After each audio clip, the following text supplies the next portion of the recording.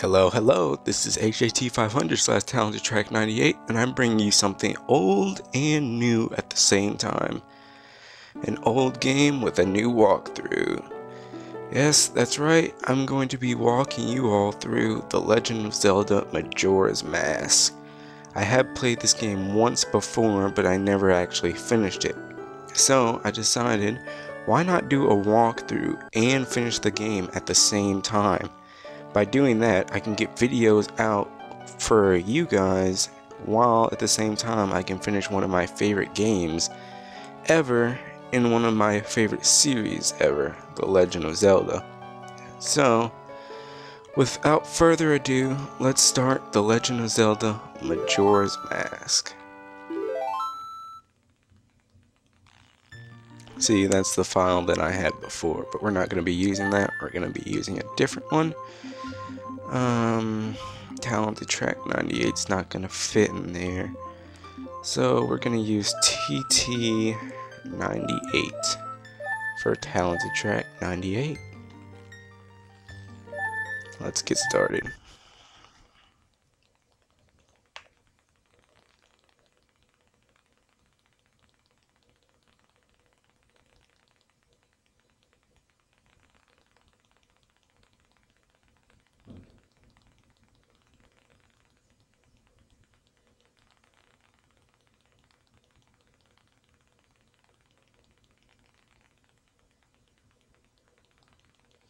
So, for you all that don't know much about this game, it's actually a sequel to The Legend of Zelda Ocarina of Time. Spoiler warning, spoilers coming out. At the end of The Legend of Zelda Ocarina of Time, after Link's beaten Ganondorf, as an adult, he goes back in time to be a kid again, so he doesn't miss those 7 years that he would have missed if he had stayed an adult. So, once he puts the Master Sword back in its pedestal, Navi, the fairy that you meet in The Legend of Zelda Ocarina of Time, for whatever reason, leaves Link at the pedestal. Link, not knowing why, goes after Navi because that's his friend. So, this game picks up in the Lost Woods, where Link is looking for Navi, his missing fairy.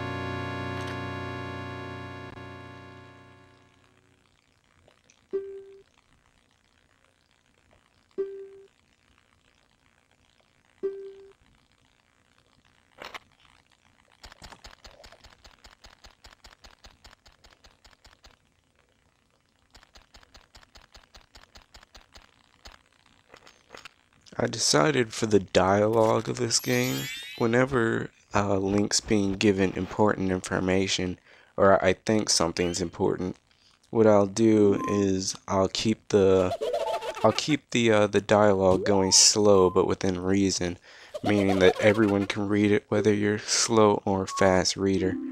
But when it comes to item descriptions and power-ups, I'll probably skip through that dialogue and end up just explaining it on my own, because I can probably explain it more detailed than the game can.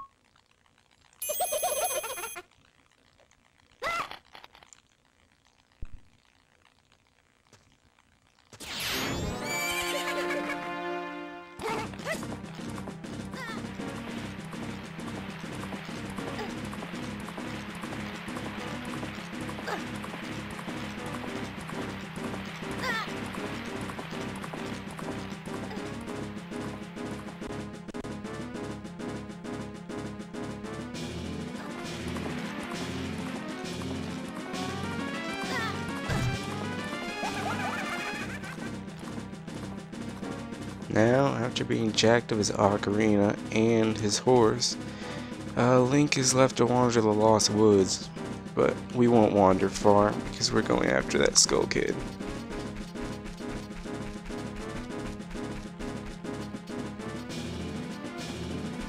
I remember there's a glitch right here. Yeah. I'm glad that I remember some of the stuff from this game.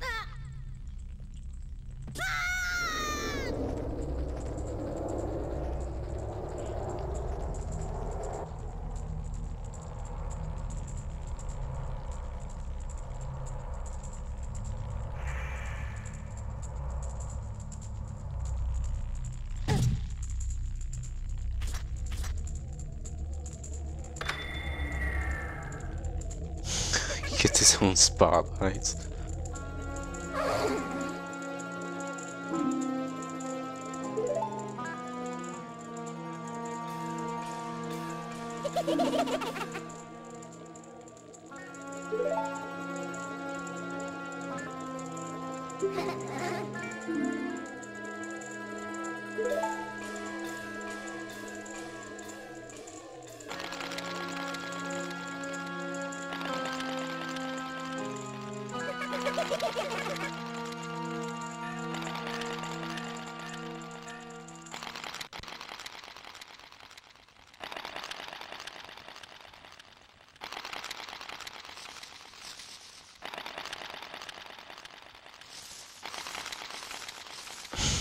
What?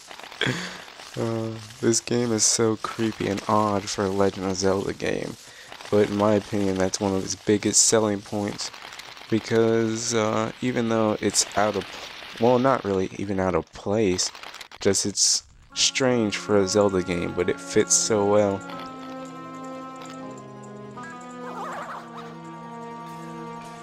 And now by having a dream about Deku Scrubs, we are turned into one. That's right, kids, if you think about Deku Scrubs before you go to bed and you have a nightmare about them, then you're gonna turn into one, so watch out.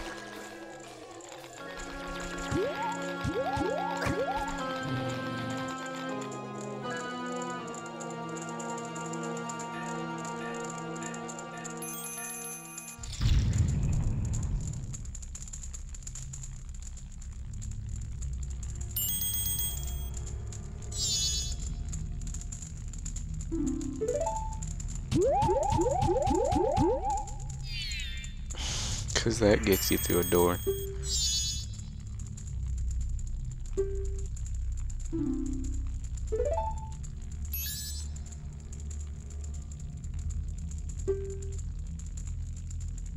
I didn't even know fairies had faces. They just look like balls of light.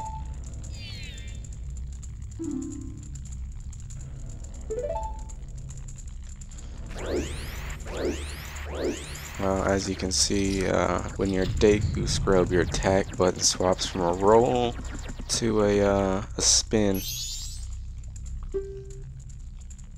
Yeah, I'm gonna skip through this dialogue. All she's pretty much saying is that she wants me to take her with me, and yeah. Then we get something here.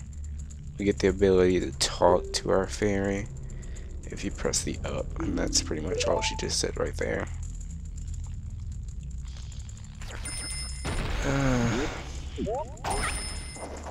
Yeah, I'm not gonna talk to her.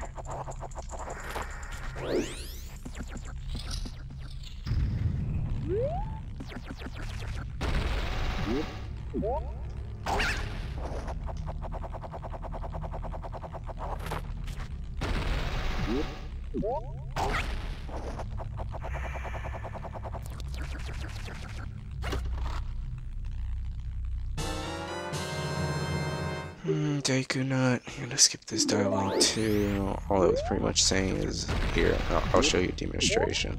When you get up in the air like this, you can drop the Deku Nuts down, and if you played a Legend of Zelda game with them in it before, then you know that all they really do is stun your target.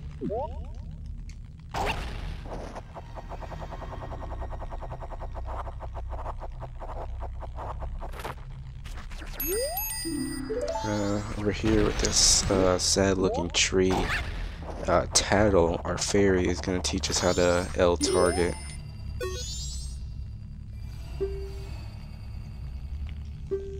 Let's get this dialogue. All it's pretty much saying is if she sees something interesting, she's going to fly over to it, and she's going to glow green if it's like an object or something, and glow yellow if it's an enemy, and you can learn out information about it.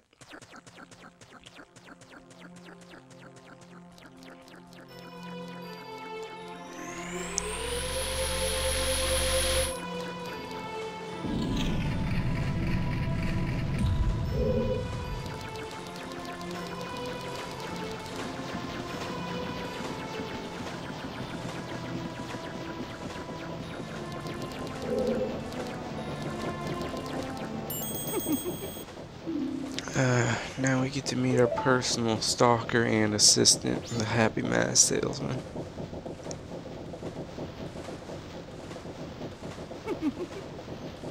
This dude was actually in Ocarina of Time as well. You could be his assistant actually in that game. And you could do multiple side quests for him by selling masks to people and bringing back the money to him, stuff like that. I'm gonna go kind of fast through this dude's dialogue. Pretty much all he's saying is that the Skull Kid took a precious mask from him, which is actually Majora's mask, and he's saying that he can get you back to normal if you get your ocarina back, but in return for being turned back to normal, you have to get his mask back for him as well.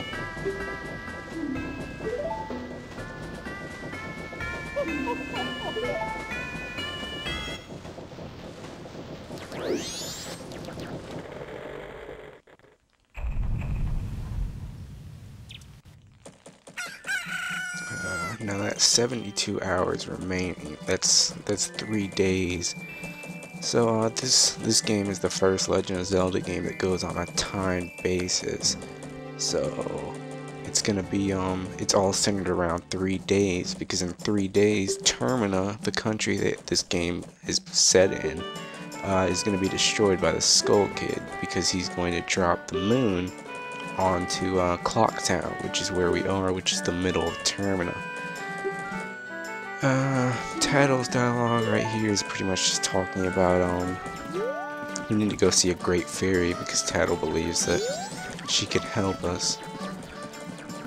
Also, a little bit of fun fact about Termina.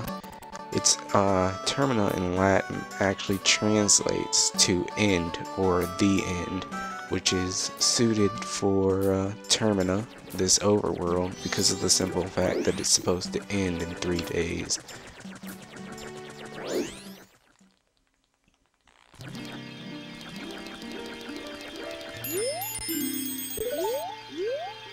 Tattle's just getting scared because the Great Fairy has actually been split into multiple pieces by the Skull Kid, so we need to find the last stray fairy in order to reunite her. So, I know it can appear in 2 different places, so I'm gonna try, I believe it's West Clock Town first, and then if it's not there, then we'll try the laundry pool.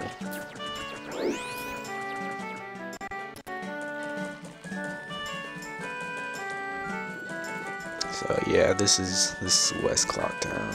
Oh no, not West, East Clock Town. Okay, same place though. I'm going to the same place. I just got East and West mixed up. So yeah, she's not over here. She's either floating around there. So not there. So we'll head to the laundry pool and pick her up. Also, if you keep seeing me do this, it's because in this game you can't change your camera around. Like you can't turn it. You can only make your camera go behind you, or else it's gonna go wherever it pleases. So you have to press L to readjust your camera.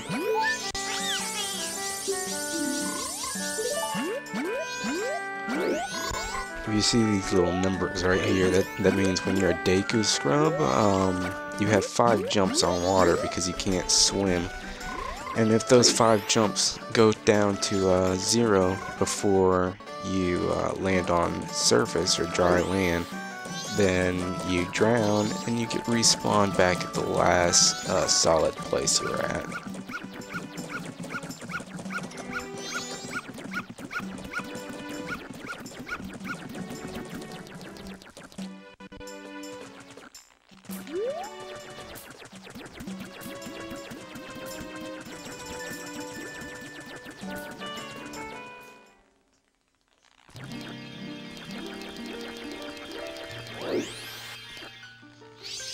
So here we are back at the Fairies Fountain, reuniting the Great Fairy. So let's see what we get for reuniting her.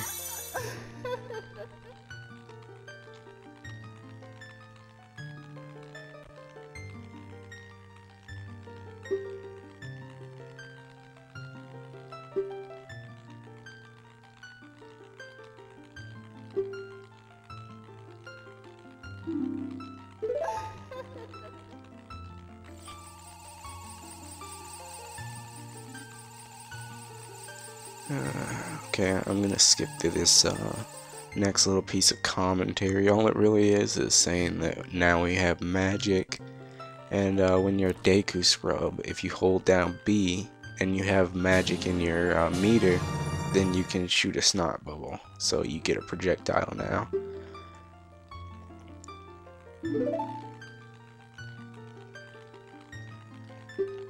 Now we're getting told that we need to go to the observatory to meet an astronomer who's gonna help us out. But I think that's going to be saved for part 2. So yeah, this has been part 1 of Legend of Zelda Majora's Mask walkthrough. This has been HOT500, so that's Talented Track 98, and I will be seeing you in the next episode.